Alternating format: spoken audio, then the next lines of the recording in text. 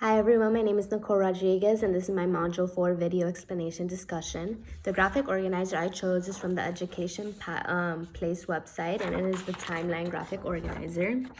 This graphic organizer can generally be used when you want your students to place events or dates in order, or when teaching, for example, sequence and order. I chose this organizer because I believe it would be really helpful when teaching students about story order, story sequence. I believe the whole concept of the timeline will capture their attention, like the line and the arrows. I like as well that as a teacher, you can do different things with the timeline and incorporate it in different subjects and topics, such as like with reading, how I mentioned, with story order and story sequence, or even with social studies and having them place historical events in order. In my opinion, I just find timelines easy to even find or to create on your own for your students.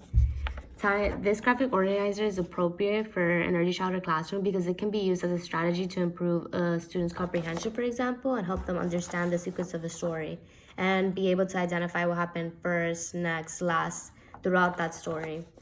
It'll help them understand just sequence of events in general in order. With the timeline, they can describe what happened in a story or event, or even what happened throughout their day if that's what's being asked of them. I would use it in a cooperative group setting, for example, by implementing it in a storytelling or story comprehension activity.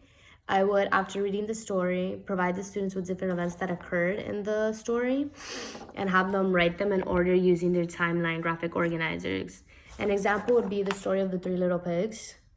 I would have my students using their timeline graphic organizer put the events in order in which they occurred in the story.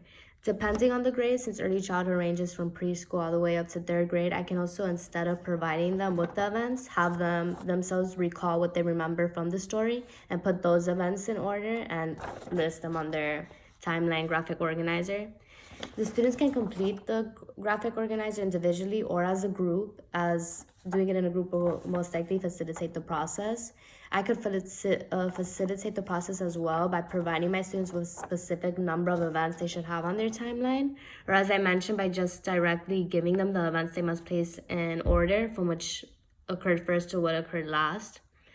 Overall, I just think timelines are a great graphic organizer to implement in the classroom when it comes to any subject or topic.